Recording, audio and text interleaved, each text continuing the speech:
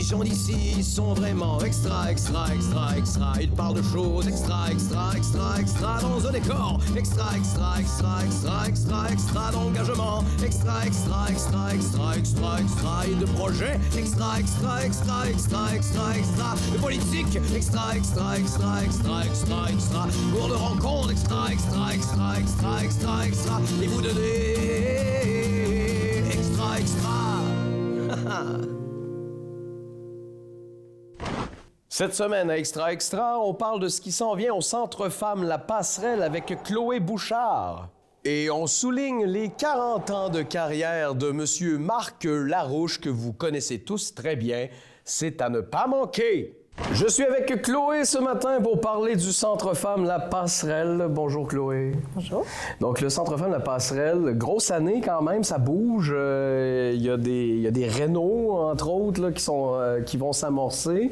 On en est où pour côté de notre Centre Femmes ces temps-ci? Bien là, justement, il y a eu beaucoup de mouvements. Je ne sais pas si vous avez entendu parler de l'appartement qui est en train de se créer. Oui. Oui, c'est ça. Ils ont fait un financement avec la ruche. Nous aussi, on a fait du financement de notre bar parce qu'il faut quand même rénover la bâtisse. Il y avait comme la section ouest tout à refaire, aussi pour accueillir ce projet-là. Oui. C'est pas jeune, là, quand même. Là, non, c'est une vieille bâtisse, là. Fait que sûr qu'il y avait des travaux d'entretien à la base. Ça fait comme 2 ans un peu quand même qu'on est sur ça, là, sur des travaux d'entretien. Là, ça va être pour accueillir un projet, fait que c'est quand même un petit peu plus orienté. Puis on a aussi un monte-charge, un monte-personne qu'on est en train d'installer. Un ascenseur. Un ascenseur.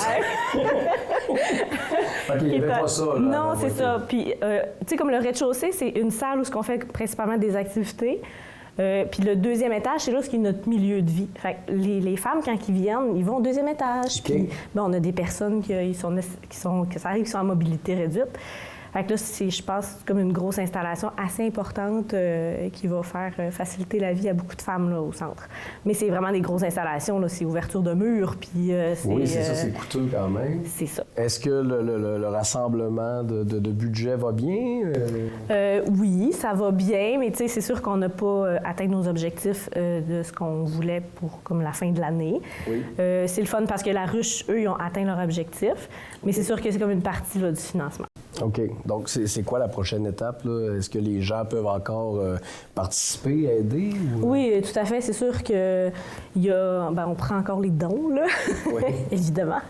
Mais c'est sûr qu'on n'est pas comme on avait comme fait un moitié-moitié récemment, là, qu'on a fait le tirage. Il n'y a comme rien d'ouvert spécifiquement en ce moment pour de la cueillette de dons. On n'est pas dans un projet en ce moment, oui. Mais c'est sûr que tout ce qu'on peut recevoir pour soutenir ces rénovations-là, on va les prendre. Là. OK. Donc, le message est passé. Si vous vous sentez généreux, Centre Femmes La Passerelle, peut-être pour ceux qui vous connaissent moins, là, avant de rentrer dans ce qui s'en vient bientôt au Centre Femmes, peut-être dire rapidement c'est quoi votre mission en général? Là?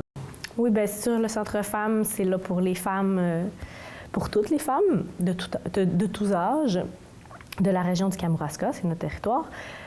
Principalement, nous, on veut briser l'isolement. Fait que c'est pour ça aussi qu'on offre des activités, un milieu de vie pour les recevoir. Mais on fait aussi de l'accompagnement pour tout ce qui va être changement aussi, ont des besoins pour aller... Tu sais, des fois, on fait du soutien pour la santé. On fait pas du soutien pour la santé, mais pour l'accompagnement en santé, des fois que... Aiguiller les gens. Oui, bien, tu sais, des fois, il y a des femmes qui sont pas à l'aise d'aller à tel endroit seules. Tu sais, ça peut être en cours, ça peut être... c'est sûr qu'on n'apporte pas de côté professionnel, on apporte le côté soutien. Fait qu'on peut les aider, les soutenir dans leur démarche pour aller là, des fois que on manque de courage ou on n'a personne pour nous accompagner, on offre ce genre de soutien-là. On fait aussi des rencontres individuelles, on a des intervenantes, donc pour pouvoir parler juste en tête-à-tête avec quelqu'un aussi, on offre ça. Puis c'est vraiment, on est un centre un peu de ressources, fait que si tu arrives, tu ne sais pas où aller pour te faire aider, bien, tu peux juste venir nous voir et on pourra te diriger à quelles sont les ressources qui sont là pour toi dans ce que tu recherches. Donc là, cette année, là, 2026 commence, programmation, qu'est-ce qui nous attend au Centre Femmes cette année? Bien, là, on s'est fait beaucoup demander le yoga. On a ramené le yoga. Avec Cynthia, c'est un professeur de yoga. On fait comme, dans le fond, prêter la salle gratuitement pour que les cours aient lieu à des prix plus accessibles. OK. Donc, les femmes peuvent s'inscrire, c'est organisé un peu avec la professeure, là, mais ça, c'est quelque chose qui nous était demandé beaucoup. Fait que c'est sûr, comme avoir quelque chose qui est dans le volet un peu bougé aussi pour que les femmes se rencontrent là-dedans, c'est quand même important. On va avoir aussi, ce qui est nouveau, ça va être comme un espace de discussion. Fait que ça va vraiment être un peu comme un groupe fermé pour venir parler de sujets peut-être plus délicats entre femmes, vraiment dans un groupe fermé. OK. Après ça, on va avoir comme nos habituels milieux de vie. Là. On sait vraiment pouvoir... tu peux venir... C'est comme milieu de vie et textile, c'est un peu la même chose. C'est juste que textile, ça va être plus axé sur tricoter, puis on a accès à des machines à coudre aussi. S'il y a des personnes qui veulent venir pour réparer des vêtements, qui n'ont pas besoin comme d'assistance ou de cours de professeur, on a ça aussi de disponible. Donc, le milieu de vie, ça peut être juste de venir prendre un café sur le divan, venir jaser avec les gens qui sont là. OK. Fait que ça, c'est comme toujours offert qui est dans notre programmation régulière. Et ça, c'est dans le fond, est-ce que vous êtes ouvert à la semaine? Il y a des plages horaires? Faut-tu dire ou réserver avant? Comment ça fonctionne? C'est sûr qu'on dit que toutes les activités, il faut s'inscrire à l'avance parce que des fois, c'est difficile de dire ça non, ça oui. Mais le milieu de vie, si vous voulez juste, si on est ouvert dans nos heures d'ouverture, vous pouvez juste vous présenter, faire du milieu de vie, il n'y a pas de problème. Puis il y a une plage horaire aussi qui est vraiment écrite à notre programmation milieu de vie, là, si vous ne voulez pas douter que c'est... Oui. que vous pouvez y aller, là. Donc, ça se trouve sur votre site Internet, j'imagine? Site Internet, Facebook, il est affiché, il est assez accessible. Sinon, c'est juste d'appeler au centre, puis on peut répondre à toutes les questions sur la programmation. OK. Et sinon, qu'est-ce qu'il y aurait d'important à rajouter? Bien, c'est vraiment... la programmation est comme plus diminuée, c'est ça, à cause des travaux. Fait que c'est sûr qu'il faut être peut-être alerte un peu que, il n'y a peut-être pas le calme habituel, mais on est là, puis c'est vraiment de ne pas hésiter à appeler pour s'il y a des questions. Puis nous écrire aussi via Messenger, là, si les gens sont moins à l'aise de téléphoner. Oui. On peut nous contacter par là, par écrit. Puis, n'hésitez pas de faire voyager la programmation aussi, puis d'en parler. Je pense que c'est important, parce qu'on soutient de plein de façons un peu sous-estimées des fois, là. Je pense que... Ben oui. Est-ce que c'est très achalandé? Est-ce qu'il y a beaucoup de gens qui en ont besoin de ça dans notre région, si on fait un petit portrait local? On a aussi un volet immigration. Oui. On a Karen qui se fait un soutien aux femmes immigrantes. Fait que, je pense que ça apporte beaucoup parce qu'arriver dans une nouvelle région, c'est pas facile. Oui. Fait qu'on travaille beaucoup aussi avec Projection pour ce volet-là. C'est sûr que les personnes aussi, les femmes qui sont un peu plus âgées, qui sont à la retraite, ça fait aussi un bon point de rencontre, ça fait un bon milieu peut-être pour savoir peut-être comment se réintégrer quand que ton changement de vie se fait. Là. Quand tu tombes à la retraite, c'est plus tranquille. Oui. Tu peux rencontrer des gens, tu peux... Puis tu sais aussi, s'il y a des personnes qui sont intéressées à donner des ateliers, qui voudraient comme s'impliquer dans le milieu de vie du Centre Femmes pour justement sortir de chez soi, on est ouvert à ça aussi. OK. Fait que c'est vraiment... je pense que plein de personnes peuvent en profiter, là. Puis là, j'ai entendu, tu sais, moi, je sais personnellement, à une autre époque de vie, je donnais des cours d'improvisation, de théâtre dans des centres femmes. Okay. Puis j'ai croisé des collègues qui me disaient, je dois pas avoir le droit d'aller donner des cours, je suis un gars. Mais ça, c'est pas vrai, ça, dans le fond. Non, on est assez ouvert sur ça. C'est sûr que les activités sur la programmation, on va les réserver spécifiquement aux femmes. Ça reste qu'on veut offrir quand même un lieu, pas protégé, là, mais que la femme se sent à l'aise d'aller. Oui. Puis les activités qu'on a, comme là, justement, ça, j'aimerais ça d'en parler, les dîners interculturels. C'est Karen qui va continuer à faire ça. Fait que ça va être un dîner. L'objectif, c'est de faire connaître peut-être un pays, la nourriture, puis on a une projection qui va suivre aussi, qui peut être de participer à ça. Fait que comme ça, par exemple, c'est ouvert à tous. Puis sur la programmation, on a comme un petit logo de sexe qui veut dire que c'est une activité mixte. Okay. Fait que s'il y a un doute en regardant sur la programmation, c'est indiqué que l'activité est ouverte à tous et à toutes. OK, autant pour les participants. Autant pour les... C'est ça. Puis ça va avoir lieu plus comme dans notre grande salle en bas. Le milieu de vie, normalement, il est assez plus comme réservé aux femmes. Okay. Mais la grande salle, on est ouvert à faire des activités à beaucoup de choses. OK. Donc, ça aussi, le message est passé. Si jamais vous voulez offrir vos talents, question de donner des activités à faire à ces gens qui essaient de se regrouper et de passer le temps, ça pourrait être bien. Bien, écoute, merci Chloé, en espérant que l'année continue vers le positif, malgré les gros travaux. Oui. Ça bouge beaucoup. Bye-bye. Merci.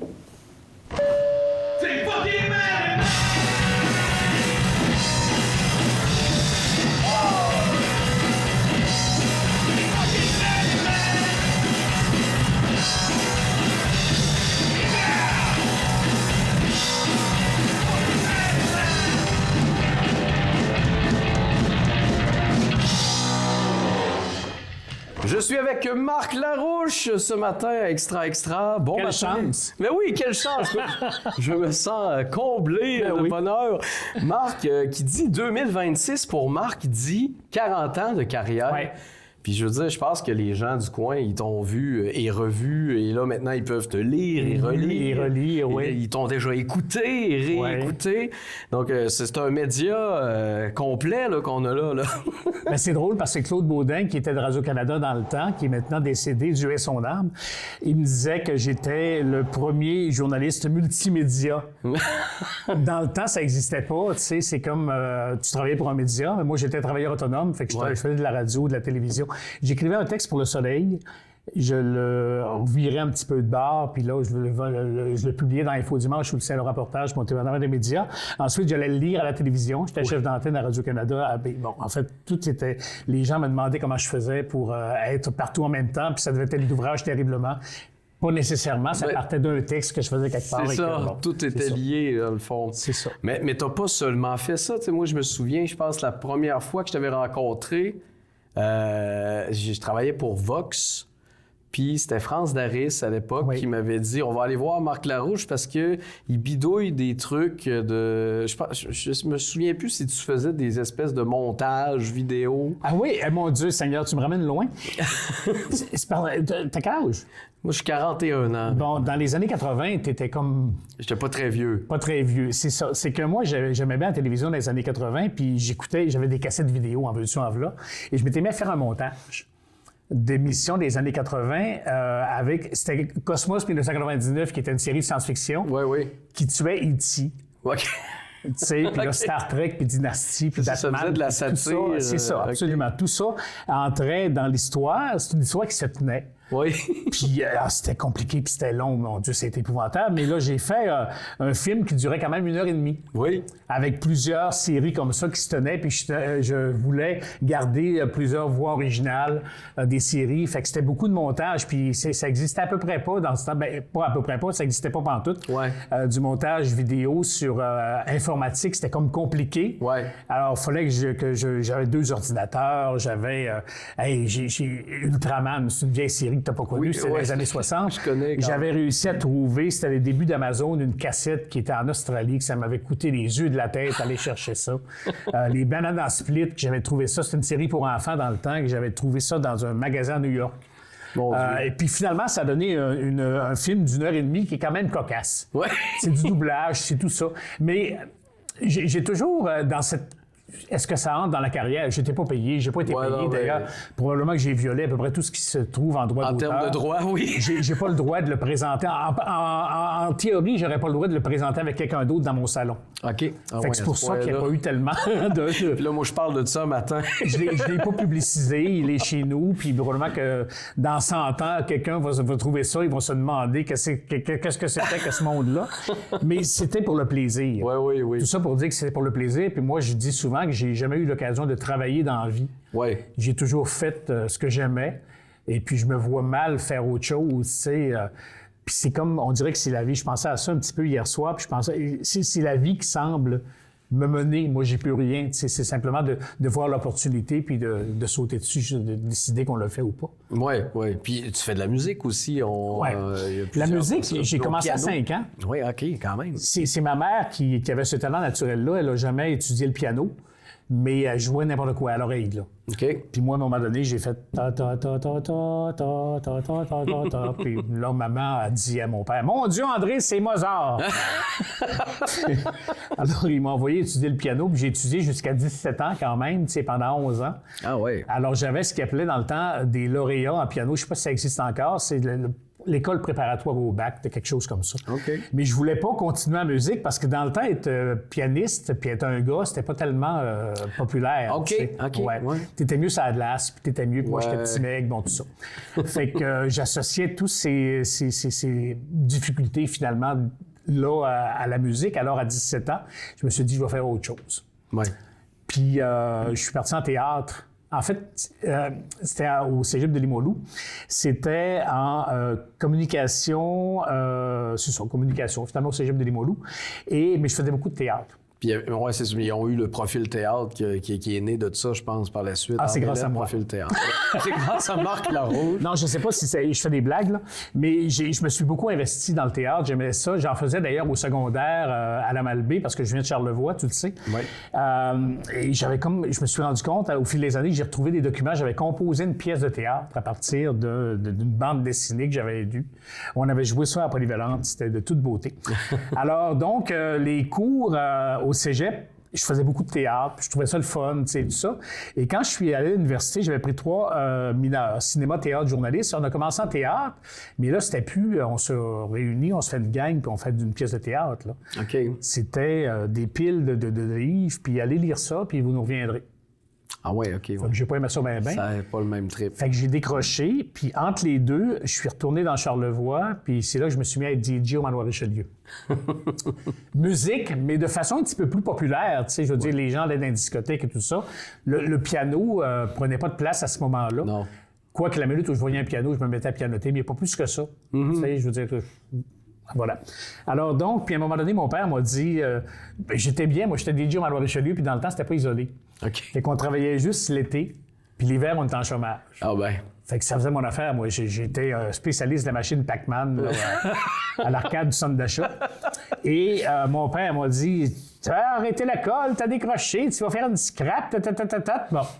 Fait que finalement, je suis retourné à l'école à Montréal pour lui faire plaisir. J'avais appliqué en communication, mais c'était très contingenté à ce moment-là, fait que j'avais pas été accepté. Alors là, je me suis dit, coudonc, je vais entrer en théâtre, puis après ça, je ferai un changement de programme, ça va être plus facile. Puis là, je suis entré en théâtre. On est au début des années 80. Hey, c'est une autre époque de dire que c'est plus simple rentrer en théâtre Oui.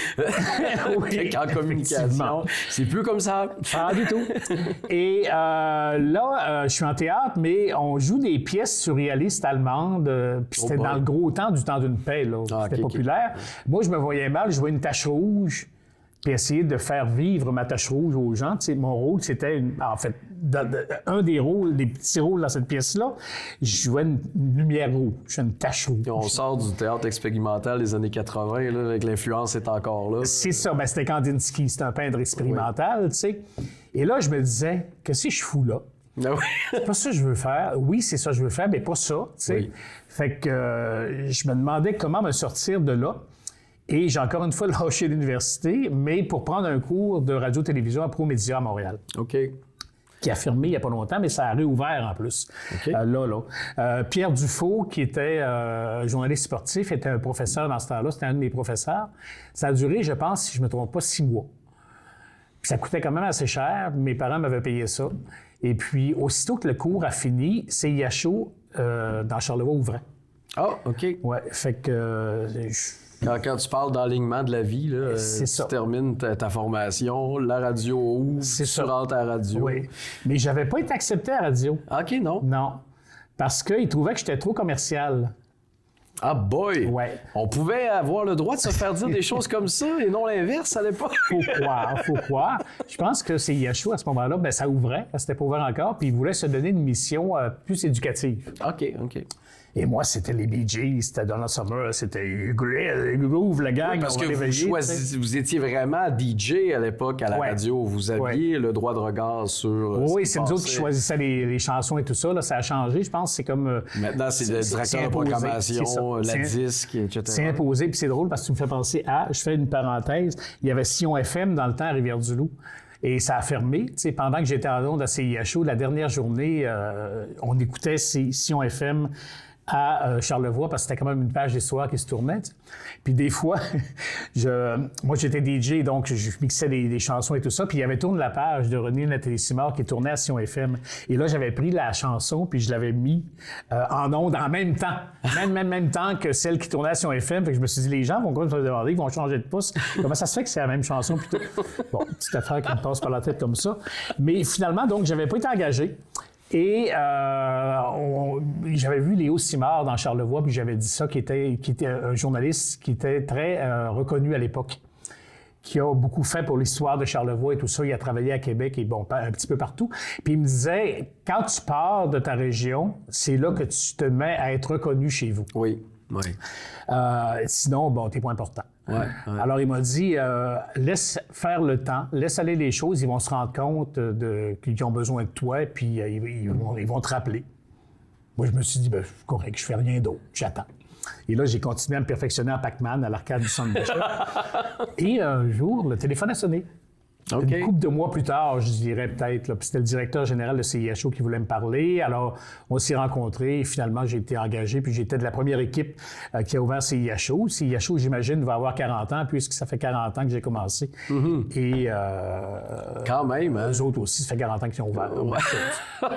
Puis là, après avoir passé, là maintenant, pour ceux qui ne savent pas, tu es au Placoteux maintenant. On a travaillé longtemps en collaboration, là, en parallèle plus là, à ma TV. Il y a eu la radio. Est-ce qu'il y a un médium là-dedans qui t'a plus... parce que moi, personnellement, pour essayer la radio aussi, je trouvais ça un peu plate. Peut-être que c'est le côté radio commercial. Peut-être aussi c'est l'âge que j'avais. J'étais pas capable d'apprécier à sa juste valeur le trip, là. Ah, les enfants. Mais d'ailleurs, je pense que Daniel Saint-Pierre, s'il nous écoute en ce moment, il est comme, oui, c'est vrai qu'il trouvait ça plate. Mais c'est ça, as-tu quelque chose, un coup de cœur là-dedans ou tu peux pas comparer? Écoute, j'ai commencé à la radio, j'ai étudié en radio. Moi, je voulais divertir les gens. Oui. Je voulais pas être journaliste. J'ai jamais voulu être journaliste. Puis c'était pas dans mon plan de carrière. D'ailleurs, j'ai jamais eu de plan de carrière. Puis j'en ai pas plus là. Oui. Puis Pierre Dufault, d'ailleurs, me l'avait dit que j'avais un style cabotin, un style plutôt humoristique, puis que l'information, c'était pas pour moi, du moins pour l'instant. Oui. Bien, il s'était pas trompé. J'ai commencé... la radio, c'était mon coup de cœur. J'ai vraiment aimé la radio, puis j'aimais encore la radio. Ça me manque beaucoup, la radio, parce que c'est le fait d'être en direct avec le monde. Oui. Là, on est enregistré. Si on se trompe, si on fait quelque chose, si je tombe encore avec la chaise comme la dernière fois, on recommence. Ouais. La radio, tu es en direct. Il y a quelque chose qui passe, qui est spécial quand tu fais du direct. Mais ils sont pas là, tu sais. Ils sont là, mais ils sont pas là. Bien, ils sont là, mais ils sont pas... Tu sens qu'ils sont là. Oui, non, c'est vrai. Oui, et tu le sais, parce que les gens te font des commentaires après, ou le téléphone sonne, ou ils te parlent, tu sais. Ils sont tous là, mais en même temps, tu les vois pas. Tu sais, c'est bizarre à dire. C'est comme à la télévision. Je veux dire, là, les gens nous écoutent, mais là, si je vous parle, là, à vous, je vous parle, là. Oui. Je vous regarde, mais en fait, je regarde un gros trou noir, là. Oui, je comprends. C'est ça. Fait que c'est ça un petit peu qui est difficile. Quand tu décides que tu fais ça, tu prends en considération que tu parles à tout le monde sans parler à personne. Oui. Ouais, tu parles pas à une femme, tu parles pas à un gars, tu parles pas à un noir, tu parles à tout le monde en général. Il faut que tu fasses attention là-dessus. Oui. Et moi, je veux te dire, j'aime la radio pour sa spontanéité. Tu pèses un piton ou tu téléphones, puis tu es déjà en mode communication. C'est vrai que c'est en mode microseconde. C'est ça. La télévision, c'est un petit peu plus complexe. Oui. Mais j'aime bien la télévision aussi. Mais c'est comme je te dis, moi, j'avais commencé à la radio, puis j'étais pour rester en radio. Puis c'est la vie, vraiment, qui a fait en sorte que j'ai eu tout ce parcours-là. Puis je pense que j'ai travaillé partout. Ah oui, j'avais même vu à l'époque où j'animais Gang de rue ou... oui, je me souviens. Ou Lézard. Bref, je t'avais vu à Évasion. Oui. Puis je me disais, voyons, Cibol, qu'est-ce qu'il fait 2 pieds sur une plage à Évasion? Lui, je l'ai croisé hier sur le bord de la rue à Rivière-du-Loup. Bien, c'est ça. C'est parce qu'à cause du Soleil, le journal Le Soleil, qui est un quotidien national, j'avais beaucoup d'offres de voyage. Puis j'y allais. Ben, c'est-tu beau, hein? Ah, c'est tout payé, puis tout ça. Puis bon, à un moment donné, faut pas être plus catholique que le pape non plus. De toute façon, c'est indiqué sur des reportages que j'avais été invité et tout ça. Fait que j'ai pas de problème du côté éthique. Oui. Mais une fois que ces reportages-là sont faits, pour Le Soleil, je me dis, je pourrais peut-être prendre des images aussi, tu sais, je suis là quand même, fait que plutôt que de prendre des photos. Puis tu vis pas le voyage de la même façon non plus. Non, t'es pas en congé, pareil. Ça m'a amené à faire de la collaboration un petit peu pour ces chaînes spécialisées-là. Puis il y en a d'autres qui me rejoignaient ça sent que je fasse rien parce que j'étais journaliste pour Le Soleil. Tu sais, Ouais. C'était très prestigieux. J'ai fait à un moment donné Maisonneuve à l'écoute. Oui. Cause to Cause Canada lors de la campagne électorale avec Claude Béchard. Oui. Puis je suis arrivé, puis le camion de satellite de RDI était ici. C'était je pense que c'était Saint-Pascal ou à la Pocatière, là. Puis j'ai rien demandé. Ils m'ont contacté parce que j'étais journaliste au Soleil. Ouais, c'est Alors, ça. c'était prestigieux et tout ça. Là. Mais pour revenir à ta question, mon coup de cœur, c'est la radio, mais l'écrit, c'est pas pareil. C'est que tu as le temps de le réfléchir. Oui. Tu as le temps de le décanter. Tu sais. La radio, il y a un gros chaud. accident quelque part. Tu sais, je m'en venais tantôt sur la 20, puis il y avait une vanne qui était dans le clos. OK. Premier réflexe que tu as, c'est de prendre ton cellulaire ou de le communiquer, Oui, tu sais, oui. de communiquer l'information. Puis c'est ça qui m'a toujours guidé dans tout ce que j'ai fait, c'est de communiquer l'information, que ce soit Parce que dans le temps, j'ai décidé de changer de la radio au journaliste écrit parce que j'étais écœuré de parler des cheveux de Céline Dion. C'est ça. Je trouvais ça un peu inutile, tu sais. Ouais, Quoique le divertissement, c'est aussi utile que le restant, mais dans le temps, c'était comme j'en avais assez, là. Mais c'était de le communiquer. Oui. Ça a toujours été ça, radio, télévision ou que ce soit journalisme écrit, c'est de communiquer une information. Est-ce que je vais arrêter à un moment donné? Je ne le sais pas parce que, premièrement, j'aime ça. Mais deuxièmement, est-ce que en n'ayant plus d'antenne, je vais me donner une problématique que je ne pourrais pas combler parce que je vais avoir de l'information, mais je ne pourrais plus la partager. Le besoin va rester C'est ça. là. Fait qu'il va vraiment falloir peut-être que je fasse autre chose si je décide de faire autre chose. Donc, 40 ans de carrière cette année, puis on voit pas la fin pour tout de suite, Marc. Merci d'être passé. On aurait pu jaser toute la journée. Oui. Fait que sur ça, ben écoute, je te souhaite encore plein de belles informations à relayer. Ben merci à toi, puis continue aussi. Vous faites une belle job. Je te disais souvent, vous faites des Les niaiseries. Des niaiseries, oui, là, oui. je n'osais pas le dire. Mais c'est divertissant puis c'est important. Oui, parce que le monde est très sérieux, le monde est trop sérieux. On écoute les nouvelles puis c'est anxiogène. Oui. Puis on vous voit faire des niaiseries. Puis on se dit, oui, c'est une partie de la vie, mais ça peut être une partie plus importante de la vie. Oui, peut-être. Ouais. C'est ça, qui fait comme un Puis moi, j'ai équilibre. besoin d'être cabotin là, pour pouvoir rester sérieux pour le reste. Ben voilà. Quand on dit garder son âme d'enfant, puis garder son esprit d'enfant, puis d'adolescent cabotin, c'est un petit peu ce que vous faites. Puis rendu à 60 ans, je vous dirais qu'on la perd un peu, cet esprit-là. Là. Puis si on veut la refaire, on se dit, on peut pas faire ça, regardons, ça n'a pas de bon sens. Alors que oui, ça peut se faire. Puis vous faites un job qui est extraordinaire de ce côté-là. Mon Dieu, merci. Bravo. Merci beaucoup, Marc. Bravo. Voilà. D'accord.